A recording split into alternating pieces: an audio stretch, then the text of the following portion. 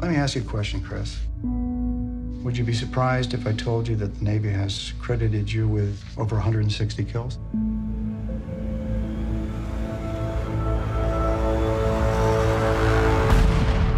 Hi, welcome to What the Flick, everybody. Christy, Alonzo, Ben, I'm Matt. We're here talking about American Sniper. Yeah, this is Clint Eastwood's movie, the story of Chris Kyle, America's most deadliest sniper in the Iraq War. I guess 4 tours of duty there, killed 160, something like that, some enormous number of kills in combat. And it's a story told of his time there and his sort of belief in what he was doing there, and then adjusting to his life at home, his marriage, and his children with Sienna Miller. Do you ever think that you might have seen things or done some things over there that you wish you hadn't? Oh, that's not me, no. What's not you?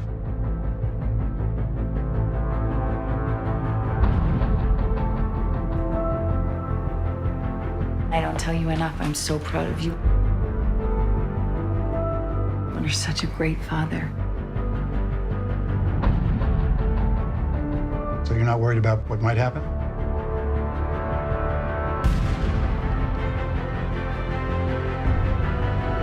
I'm willing to meet my creator and answer for every shot that I took. I'll pick it up. Drop it.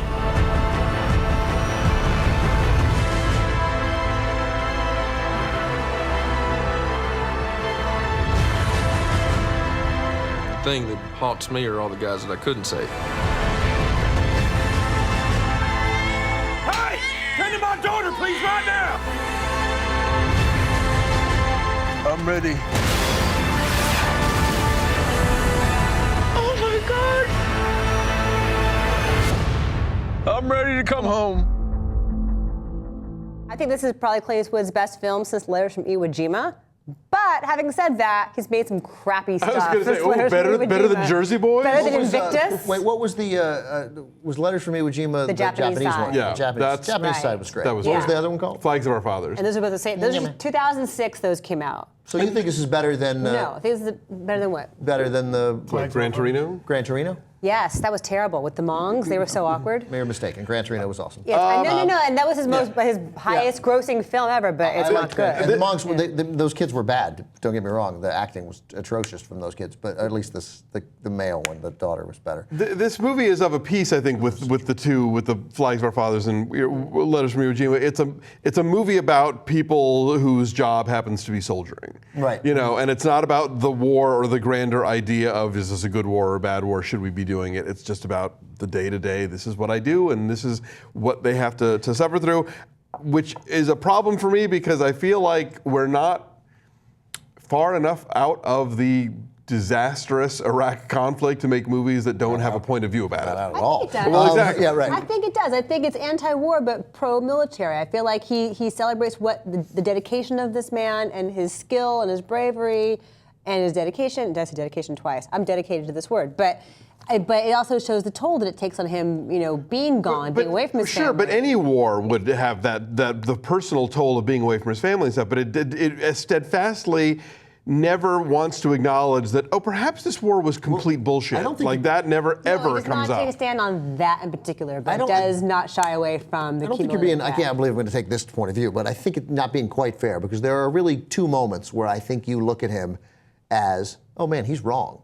Like he's mistaken. He doesn't get it. One, when at some point he gets as you might imagine, he gets a friend killed and there's a letter involved.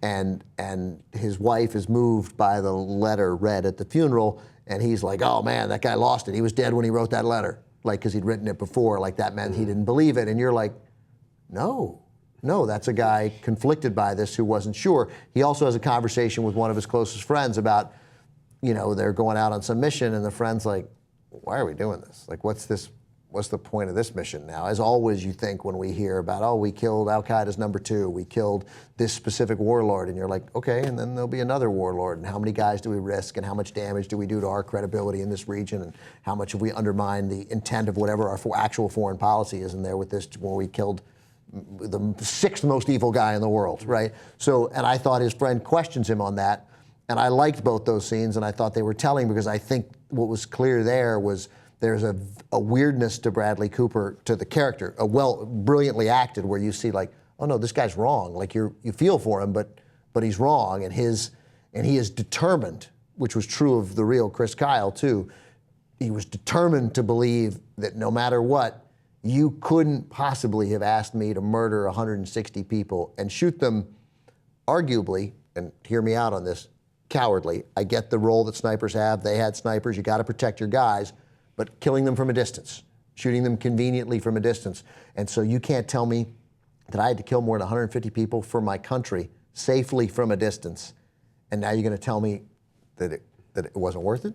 Like that, and Chris Kyle was not able to was never able to make that decision. What's so weird about the movie is that he seems to be always driven by like watching news reports on television. Like he literally joins the Navy after seeing like the Tanzania embassy explosion on Nightline, and then there's the 9/11, the inevitable 9/11 CNN clip, and it's like, and I'm sure this guy had a much more complex relationship with the military in this, but the way the movie presents it is he sees a bombing on television and he goes somewhere. Like they do it twice. Maybe it wasn't simple that he was that quickly driven. Maybe it was that impulsive. It plays weirdly. Okay.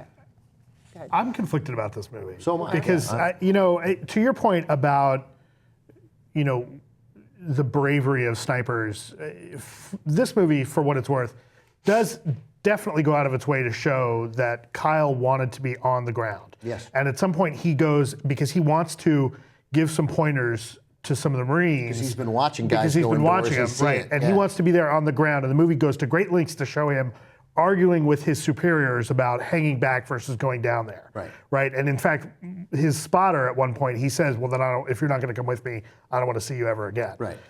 My issue with this movie is I feel like it glosses over some of the more problematic elements of him as a character, and it bothers me. Like the more that I've started reading some of that book, and the more that I've kind of read stories about Kyle and some of the stuff he himself has said, that the movie glosses over and changes some of the things he said to bothers me. I got it bothers me too.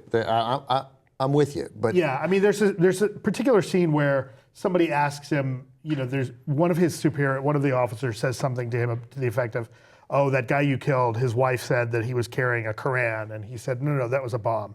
I don't kill people who's carrying Korans." And there's a quote in that book specifically where he says, "I wanted to kill everybody with a Koran." Like that's a wild misquoting, right? And that bothers me. There are things that movies change that matter, and there are things that don't matter, and I think that matters. I would agree that matters. Well, let me just say real quick. I'm sorry, but John Kerry said that it's one thing to risk your life for your country. It's something else to kill for your country, and we don't think about it. We think that these guys risk their lives for their country, but being asked to kill someone in the name of your country is an enormous responsibility. And why I ended up liking this movie, I think maybe a little more than you, is because that seemed to me, like I can't imagine that to me it is too much to ask of somebody to kill 160 people in the name of your country from the safety of a sniper's position. And I get why we need them. If I were in the military, I would want a sniper and I'd be happy to be one. Like I got that. But you can't ask somebody to do that. And the enormous internal conflict, which we see in this movie, him struggling. Absolutely. He has PTSD, there's no question he has it bad.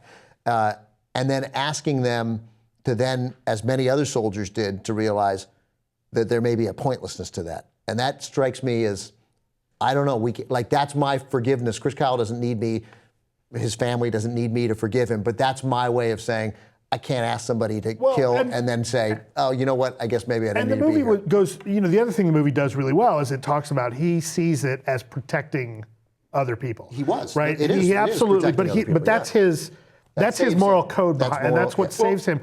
And I had less of a problem with that. I guess the issue is I felt like the movie tilts towards jingoism. And I feel like it tilts towards, I'm more interested in him as a real person and being able to, look, Chris Klein is not a one-note guy. And I know that there's a lot of people on both sides of the political fence who are trying to show him, as, oh, you have to question everything he did, or no, he's a complete hero. And I think that any person is deeper than that and more complicated. And I feel like the movie whitewashes him a little bit. And not that I want to see him be villainized. But it also leaves out the interesting stuff. Like you were saying when we talked about Unbroken, how like the most interesting stuff about this guy is in the closing title cards, about how, when he goes back to Japan and sort of forgives his captors. There's this whole later part of this guy's life where he, despite his PTSD, spends time helping other veterans and dies in the process of doing that. I mean, this is a real story. It's not a spoiler. Because he was doing that. Because he was doing that, he was shot by another veteran at a firing range who had PTSD,